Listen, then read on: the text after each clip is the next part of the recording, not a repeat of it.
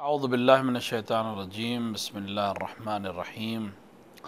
الحمد للہ رب العالمین وصلی اللہ علی سیدنا محمد وآلہ الطیبین الطاہرین۔ سب سے پہلے آپ تمام حضرات کی خدمت میں امام موسیٰ کاظم علیہ السلام کی شہادت کی تعزیت پیش کرتے ہیں۔ امام موسیٰ کاظم علیہ السلام کی ولادت ابوا جو مکہ اور مدینہ کے درمیان ایک جگہ ہے وہاں ہوئی تھی، اور آپ کا جو زمانہ ہے یعنی آپ کی بچپن سے لے کر آپ کی آخری عمر تک شہادت تک کا زمانہ یہ بنی عباس کا زمانہ ہے، یعنی بنی عباس کے اقتدار میں آنے اور بنی عباس کا مضبوط ہونے اور بنی عباس کے ذریعے سے دوبارہ اہل بیت کے اوپر ظلم ہونے کے سلسلے کے جو مسائل ہیں وہ سب اسی زمانے میں ہیں۔ ایک یہ لحاظ، دوسرا لحاظ آپ کی شخصیت اور آپ کی زندگی اور آپ کی امامت کے لحاظ سے یہ ہے کہ آپ کے والد ماجد یعنی امام جعفر صادق علیہ السلام کی زندگی میں لوگ ان کی امامت پر متفق تھے، لیکن اس کے بعد وہ لوگ جو امام جعفر صادق علیہ السلام کی امامت پر تھے یعنی ان کی امامت کو مانتے تھے، انہی میں سے کچھ لوگ بھٹک گئے، اس لحاظ سے بھٹک گئے کہ امام جعفر صادق علیہ السلام کے ایک بیٹے جن کا نام تھا اسماعیل، ان کو وہ امام ماننے لگے، در حالانکہ اسماعیل امام جعفر صادق علیہ السلام کی زندگی میں اس دنیا سے چلے گئے، اور امام نے ان کے جنازے پر لوگوں کو اکٹھا کر کر دکھایا کہ دیکھو یہ اسماعیل ہیں، آج میں ان کو دفن کر رہا ہوں بقیع میں، کل کوئی دعویٰ نہ کرنا کہ یہ زندہ ہیں اور امام ہیں۔ لیکن اس کے باوجود لوگوں نے امام علیہ السلام کی شہادت کے بعد اس بات پر غور نہیں کیا کہ اسماعیل دفن ہو گئے ہیں اور اسماعیل دنیا سے جا چکے ہیں، بلکہ ان کی امامت پر قائم رہے۔ کچھ لوگ ان کی امامت یعنی زندگی سے مایوس ہو گئے تو ان کے بیٹے محمد بن اسماعیل کی امامت کو آج ان کے ماننے والے اسماعیلیہ کے نام سے پوری دنیا میں ملتے ہیں۔ اسی کے ساتھ ساتھ امام کے ایک دوسرے بیٹے تھے عبداللہ، یعنی چھٹے امام کے ایک دوسرے بیٹے تھے عبداللہ، بہت سے لوگ ان کو، چونکہ وہ سب سے بڑے تھے، بہت سے لوگ ان کو امام ماننے لگے، جبکہ امام کا نص امام کی نص کے لحاظ سے امام موسیٰ کاظم علیہ السلام امام تھے۔ بہت سے لوگ ان کے پیچھے پیروکار ہو گئے، ان کے پیچھے چلنے لگے، لہٰذا چھٹے امام کے بعد سے کئی شیعوں کے درمیان کئی شعبے بن گئے، کچھ اسماعیلی ہو گئے، کچھ اختئی ہو گئے۔ بعض نے امام موسیٰ کاظم علیہ السلام کی امامت کو سمجھا اور امام موسیٰ کاظم علیہ السلام کی امامت کے سلسلے میں امام جعفر صادق کی نص کو تسلیم کیا، یعنی اس طرح سے اکثریت امام کے ساتھ رہی، لیکن بہرحال شیعوں کے اندر اسماعیلیہ اور دوسرے فرقے بھی وجود میں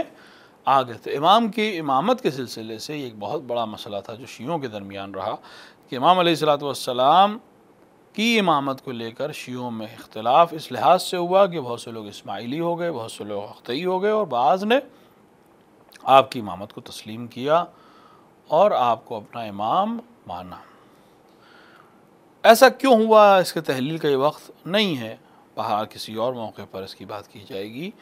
لیکن ایک چیز جو چونکہ بات آ گئی ہے لہٰذا عرض کرنا ضروری ہے کہ اگر معرفت امام کی نہیں ہوگی اور امامت کے باب کو ہم صحیح سے نہیں سمجھیں گے تو ہم سے بھی یہ غلطی ہو سکتی تھی۔ امام کہتے کسے ہیں، امام کس کا جانشین ہوتا ہے، امام کا تعین کون کرے گا؟ کیا بڑا بیٹا ہونا امام ہونے کی دلیل ہے؟ نہیں، بڑا بیٹا ہونا کافی نہیں ہے۔ کیا لوگ جس کو امام سمجھیں گے وہ امام ہو جائے گا؟ نہیں، امام منصوب من اللہ ہے، اللہ جسے امام بنائے گا۔ اور امامت کے سلسلے میں ہمارے پاس جو روایات ہیں اس میں جابر بن عبداللہ انصاری کی مشہور وہ روایت ہے جو پیغمبر اکرم صلی اللہ علیہ وآلہ وسلم سے ہم تک پہنچی ہے، جس میں باقاعدہ 12 اماموں کے نام موجود ہیں۔ جو آدمی امامت کو صحیح سے سمجھ لے گا اس کے سمجھ میں چیزیں آ جائیں، نہ موروثی کوئی شے ہے نہ اکتسابی کوئی شے ہے، یعنی کوئی انسان کوشش کر کے امامت تک پہنچ جائے، ایسا نہیں ہے، اللہ نے منسوب کیا ہے۔ ہاں، جن افراد کو منسوب کیا ان کو اس لحاظ سے ان کے پاس علم بھی ہے، تقوی بھی ہے، بزرگی بھی ہے، وہ تمام صفات کمالیہ اور جلالیہ جو ان کے پاس ہونے چاہیے امام ہونے کے لحاظ سے وہ سب ان کو اللہ نے عطا کیے ہیں۔ بہرحال امام جعفر صادق علیہ السلام کی شہادت کے بعد امامت تشیع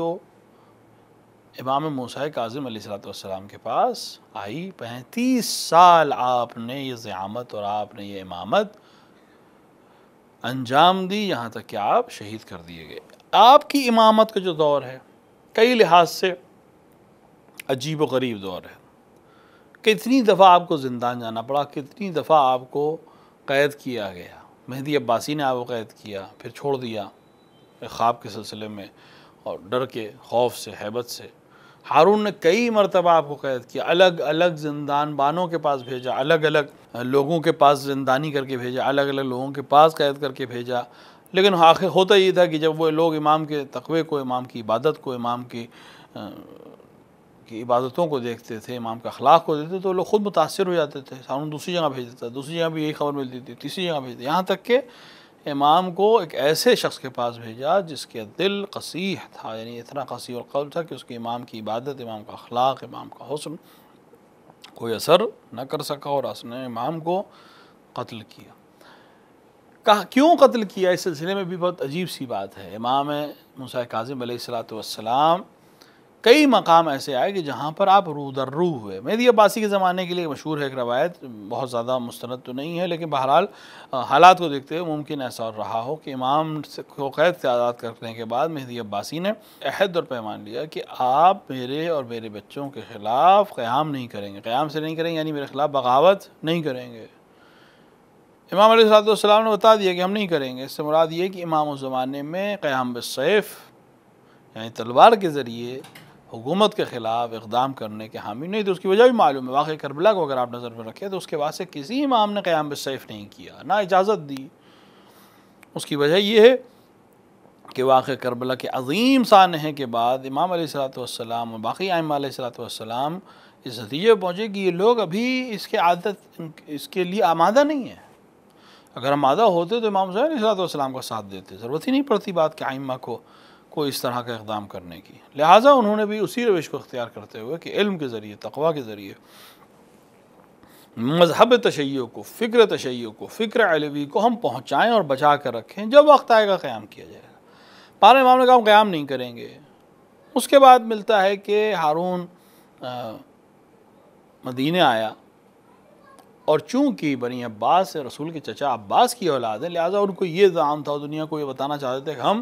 رسول کے چچا کے بیٹے ہیں. بنی ہاشم کی فضیلت کو کم کرنے کے لیے یہی بات کہتے تھے کہ بنی ہاشم بھی رسول کے چچا یعنی ابو طالب کے بیٹے ہیں، اور ہم بنی عباس رسول کے چچا عباس کے بیٹے ہیں. جیسے وہ چچا کے بیٹے رسول کے، ویسے ہی ہم رسول کے چچا کے بیٹے، لہٰذا ہمیں آپس میں کوئی فرق نہیں ہے. اسی لیے جب مدینے میں حج کے موقع پر حج کر کے ہارون لوٹا، ہارون خلیفہ عباسی لوٹا، تو اس نے رسول اللہ کی قبر پہ آ کے کہا السلام علیک یا رسول اللہ، السلام علیک ابن عم، سلام ہو آپ پر اے رسول اللہ، سلام ہو اے میرے چچا زاد بھائی. گویا وہ دنیا کو اس ذریعے سے بتانا چاہتا تھا کہ میں اور دوسروں لوگوں میں کوئی فضیلت نہیں ہے، ہم زیادہ فضیلت رکھتے ہیں. اور اگر بنی ہاشم کی بات کرتے ہیں تو وہ بھی اسی طرح ہیں. امام علیہ السلام وہاں موجود تھے. امام نے فرمایا السلام علیک یا رسول اللہ، السلام علیک یا ابتا، سلام ہو آپ پر اے رسول اللہ، سلام ہو آپ پر اے میرے بابا، اے میرے باپ. یہ جملہ ایسا تھا کہ جس کا جواب کسی کے پاس نہیں تھا. یعنی اگر تمہیں یہ امام نے اس ایک جملے کے ذریعے اس کی تمام فضیلتوں کو ختم کر دیا کہ اگر تم رسول اکرم صلی اللہ علیہ وسلم سے کے چچازاد ہونے کے لحاظ سے فخر و مباحث کر رہے ہو تو میں بیٹا ہوں رسول اللہ کا. ہم سے اعلیٰ اور ہم سے اونچا اس لحاظ سے، نسب کے لحاظ سے کوئی نہیں ہو سکتا. کیونکہ اگر تم دعویٰ یہی کر رہے ہو کہ تم چچا کے بیٹے ہو لہٰذا قرابت ہے تمہیں، تو ہم بیٹے ہیں کیونکہ ہم ان کی بیٹی کے بیٹے ہیں اور ہم بیٹے ہیں. اور میں کہہ سکتا رسول اللہ کا السلام علیک یا ابتا، اور تم نہیں کہہ سکتے ہو. یہ ایک ایسی چیز تھی جس کو ہارون نے اپنے اوپر لیا کہ امام علیہ السلام اس طرح کر رہے ہیں. اس کے بعد ملتا ہے کہ ایک شخص جو نہیں چاہتا تھا کہ ایک شخص جو نہیں چاہتا تھا کہ ہارون اپنے مرنے کے بعد اپنے بیٹے امین کو ولی عہد بنائے، اس نے اس طرح کی سازش کی کہ ہارون کا جو معتمد برمکی صلاح کار ہے اور برمکی جو ان کا معتمد صلاح و مشورہ دینے والا ہے، اس کو ہٹایا جائے، اس کو ذلیل کیا جائے، اس کو بادشاہ کی نظر میں کمزور کیا جائے۔ اور وہ شیعہ تھا، امام موسیٰ کاظم علیہ السلام کو مانتا تھا، لہٰذا امام کے ایک رشتے کے بھائی کو پیسے دے کر بلوایا اور ان سے کہا کہ تم امام کے خلاف ہارون کے کان بھرو۔ جب یہ شخص امام کے مدینے سے بغداد کی طرف جانے لگا تو امام نے اس کو بلا کے کہا کہ دیکھو تم بغداد نہ جاؤ، جتنا مال وہ تمہیں دینا چاہتے ہیں میں اتنا ہی مال تمہیں دوں گا، تم نہ جاؤ۔ لیکن وہ جانے کو پر مصر رہا۔ امام نے کہا کہ اگر جا ہی رہے ہو تو میرے قتل کا سبب مت بننا۔ امام نے حد تک اس نے کہا نہیں، میں اپنے کام سے جا رہا ہوں، آپ کے قتل کے سبب نہیں بنوں گا۔ امام نے اس کو جانے کے بعد کہا کہ لیکن یہ میرے قتل کا سبب بنے گا۔ وہاں گیا، اس نے پیسے لیے اور امام علیہ السلام کے خلاف ہارون کے کان بھرے، یہاں تک کہ کہا کہ تم اپنے آپ کو بادشاہ سمجھتے ہو، لیکن شرق و غرب عالم سے تمام پیسے اور تمام وجوہات شرعیہ جو ہیں وہ موسیٰ بن جعفر کے پاس آ رہی ہے۔ ان قریب وہ ایک عظیم لشکر کھڑا کر کے تمہارے خلاف، حکومت کے خلاف اور تمہاری حکومت کے خلاف قیام کریں گے۔ اس طرح کی باتیں کر کے آخر میں ہارون کو مجبوراً اپنی حکومت کو بچانے کے لیے، اس کے پہلے سے بھی اس کے دل میں کرودت تھی، کیونکہ امام کے اس جملے سے اس کے دل میں آگ لگی ہوئی تھی کہ امام نے اپنے آپ کو رسول کا بیٹا کہا تھا۔ یہ بہانہ اسے اور مزید مل گیا، سیاسی بہانہ، کہ امام میرے خلاف، حکومت کے خلاف کچھ اقدام کر رہے ہیں، لہٰذا اس نے امام کو زندان میں ڈال کر بصرے بھیجا۔ بصرے میں جو زندان بان تھا، اس نے ہارون کو لکھا کہ میں امام کے اندر مجھے تقوی اور پرہیزگاری کے علاوہ کچھ نہیں دیکھا، لہٰذا میں ان کو نہیں رکھ سکتا، میں ان کو آزاد کر دوں گا یا کہیں اور بھیج دو۔ پھر امام کو بغداد کی ایک زندان بھیج دیا گیا۔ وہاں بھی جب امام علیہ السلام کے تقوی کو دیکھ کر وہ پریشان ہوا اور اس نے کہا کہ میں ان کو قید نہیں رکھ سکتا، تو آخر میں امام کو سندی بن سحق کے قید خانے میں بھیج دیا۔ یہ بہت ہی سخت گیر انسان تھا اور اس نے امام کو بہت اذیت کی، یہاں تک کہ ایک دن ہارون کو خبر دے کر اور ہارون سے یاد لے کر اس نے امام علیہ السلام کو زہر دے دیا، جس کے اثر سے امام علیہ السلام اس دنیا سے چلے گئے۔ آپ کو اس حال میں قتل کیا گیا اور زہر کے ذریعے شہید کیا گیا کہ آپ کے بدن پر غل و زنجیر موجود تھے، اور اس عالم میں آپ کے بدن میں زہر نے جب اثر کرنا شروع کیا تو آپ کی اذیت اور زیادہ شدید ہو گئی۔ جس قید خانے میں آپ کو رکھا گیا تھا وہ دریا دجلہ کے کنارے تھا، جس کی نمی سے بھی آپ کے جسم کو اذیت ہوا کرتی تھی۔ بعض روایات میں ہے کہ امام علیہ السلام کو اتنی اذیت کی اس شخص نے کہ امام علیہ السلام دعا کرتے تھے خداوند عالم سے کہ اگر مجھے اس قید سے آزادی دلا دیں، مجھے اس قید سے آزادی اگر موت کے سلسلے کے ذریعے ملے گی تو وہ موت میری قریب کر دیں۔ اس سے معلوم ہوتا ہے کہ امام علیہ السلام پر یہ شخص کتنا زیادہ ظلم کر رہا تھا۔ نتیجے میں امام علیہ السلام 25 رجب کو اس دنیا سے اس حال میں چلے گئے کہ آپ کے بدن پر غل و زنجیر موجود تھی۔ تمام ظالم کو برداشت کرتے ہوئے شیعوں کی زعامت کی، آئندہ نسل کو جو مسائل درپیش تھے ان کے لیے انتظامات کیے، لیکن امام کی شہادت کے بعد بھی دشمنوں نے آپ پر ظلم کو ختم نہیں کیا، بلکہ آپ کے بدن پر اسی طرح غل و زنجیر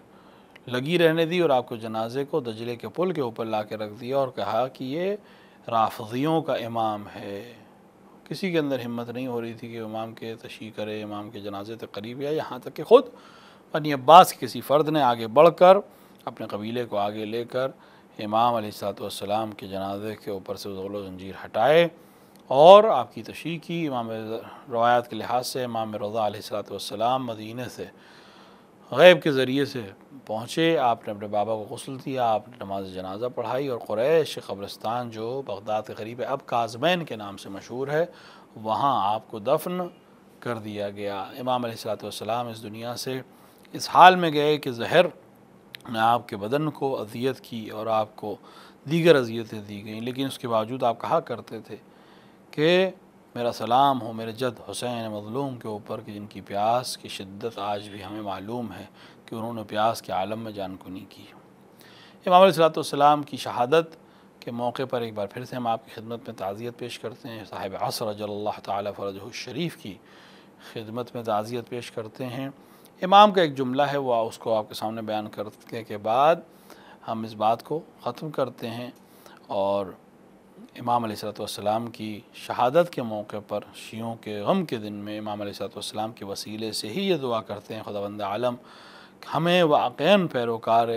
امام علیہ الصلوۃ والسلام بنا دے، ان کی تعلیمات کو جاننے، ان کی تعلیمات کو عمل کرنے اور ان کی تعلیمات کو دنیا تک پہنچانے کی توفیق ہم کو عطا کرے۔ امام علیہ الصلوۃ والسلام فرماتے ہیں کہ جس شخص کا آج کا دن کل کے دن کے برابر ہو وہ نقصان میں ہے۔ یعنی امام فرماتے ہیں کہ انسان کو چاہیے کہ ہر آن اپنے آپ کو بہتر سے بہتر کی طرف لے جائے، اب وہ چاہے علمی لحاظ سے ہو، چاہے اقتصادی لحاظ سے ہو، چاہے تقوی کے لحاظ سے ہو، چاہے نماز کے لحاظ سے ہو، چاہے دیگر کسی چیز کے لحاظ سے ہو۔ اگر آج کل جیسا ہے اور انسان نے کوئی ترقی نہیں کی تو اس نے نقصان اٹھایا ہے۔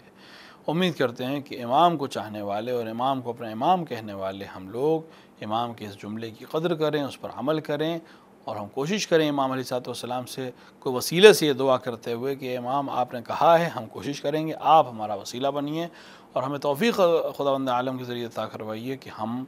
آپ کی اس فرمائش پر عمل کرتے ہوئے اپنے کل سے آج کو کل سے بہتر کر سکیں اور آنے والے کل کو آج سے بہتر کر سکیں۔ ایک بار پھر سے آپ تمام حضرات کی خدمت میں امام کی شہادت کی تعزیت پیش کرتے ہیں، امام مدمانہ عجل اللہ تعالیٰ فرجہ الشریف کی خدمت میں تعزیت پیش کرتے ہیں، اور خداوند عالم سے دست پہ دعا ہیں کہ وہ ہمیں امام علیہ الصلوۃ والسلام کی فرمائشات پر، ان کے ارشادات پر عمل کرنے کی توفیق عطا فرمائے۔ وصلی اللہ علی سیدنا محمد وآلہ الطیبین الطاہرین۔